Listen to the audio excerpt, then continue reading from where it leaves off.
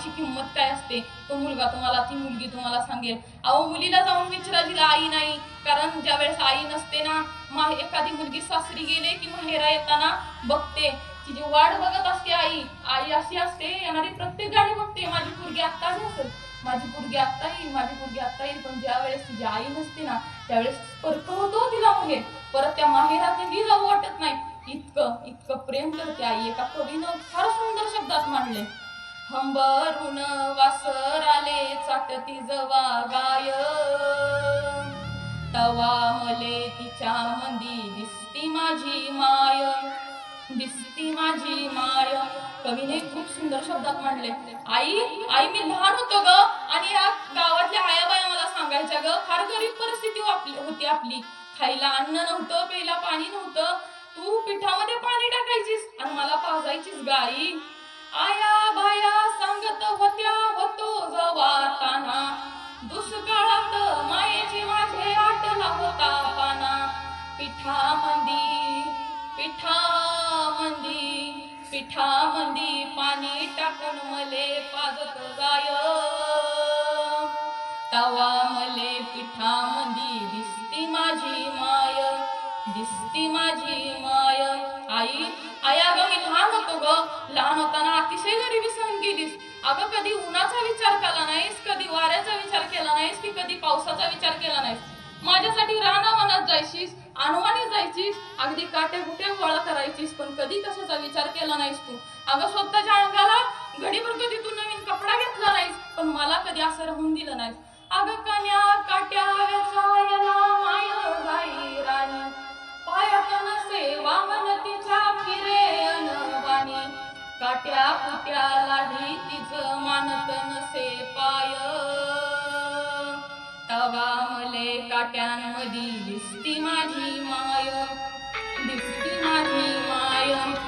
अगं आई आई मी लहान होतो ग, आणि दिवाळी यायची, तू स्वतःच्या अंगाला कधी कपडा घेतला नाहीस, रानात जायचीस, कष्ट करायचीस, काम करायचीस, आणि माझ्यासाठी नवीन ड्रेस घेऊन यायचीस, पण स्वतःसाठी कधी साडी घेतली नाहीस, नवीन लुगडं घेतलं नाहीस.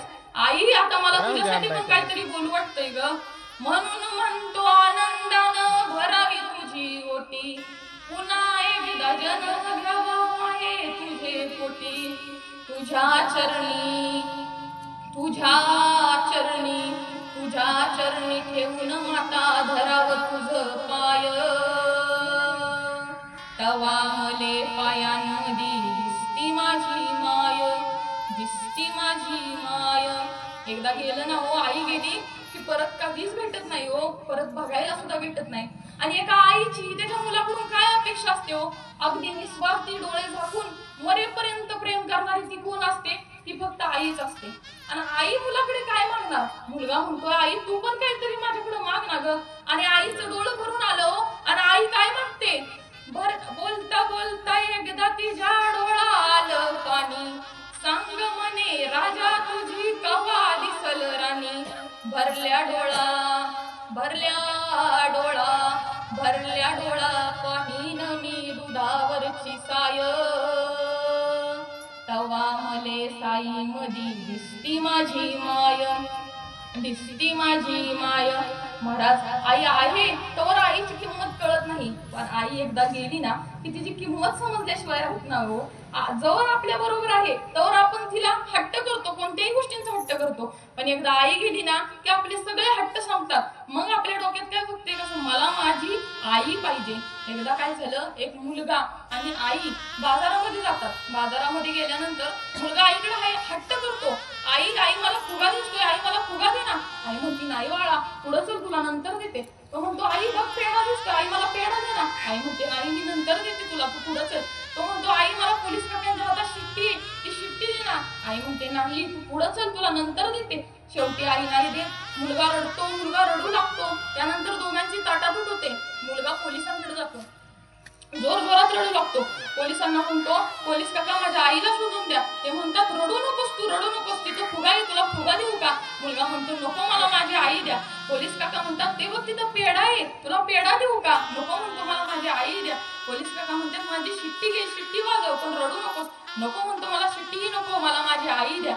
महाराज आई आहे तर त्या मुलाला किंमत कळली का हो. नाही कळली. पण एकदा आई त्याच्यापासून लांब गेली की त्याला किंमत कळल्याशिवाय राहत नाही. म्हणून आई आहे तेवढंच त्याची किंमत कळा. कारण एकदा आई निघून गेली ना आपल्यातून की परत ती बघायला सुद्धा भेटणार नाही हो. माया मंदिर हालले लागे कळस दिसाया, माया मंदिर हालले लागे कळस दिसाया, आज घायाळ पक्षी जाई पिलाना भेटाया, आज घायाळ पक्षीनी जाई पिलाना भेटाया. आई ती आईच असते हो. आईची जागा ही कुणीच घेऊ शकत नाही. ते म्हणतात ना, घार हिंडते आकाशी चित्त सारे तिचे पिलांपाशी. तशी आई असते. कितीही लांब जाऊ दे, कितीही कुठेही जाऊ दे, पण तिचं लक्ष हे सारं तिच्या पिलांपाशीच असतं. अगदी शेवटच्या क्षणालाही तुम्ही बघा, ज्या वेळेस माणसाचा अंतकाळ जवळ येतो त्याला समजतं की आता आपण मरणार आहे. मग माणूस काय म्हणेल की मला वाचवा, पण एक आई तसं नाही म्हणत. जवळ घेते मुलाला, असत्या नसत्या तेवढ्या तिथल्या तिथल्या पुरी, कुठे लांब असू दे माहेरी असू दे, पुरी सगळ्या पुरींना बोलवून घेते, हातात हात घेते आणि म्हणते तुम्ही तुमची काळजी घ्या. म्हणजे मरतानाही जिला तिच्या मरणाची भीती नाही, पोरांची काळजी ती असते आई. पण शेवटी म्हणतात ना, बोलावणं आलं की जावं तर लागतंच. आभाळानं बोलाविल ओढ रक्ताला लागली, आभाळानं बोलाविल ओढ रक्ताला लागली, काळजाच्या पणतीत प्राणज्योत शहरली, काळजाच्या पणतीत प्राणज्योत शहरली, येता जवळ घटिका, येता जवळ घटिका, लागे का मुर फुटाया, आज घायाळ पक्षीनी जाई पिलाना भेटाया, आज घायाळ पक्षीनी जाई पिलाना भेटाया. एकदा आई गेली ना की महाराज परत नाही भेटत. अहो मुलगा काय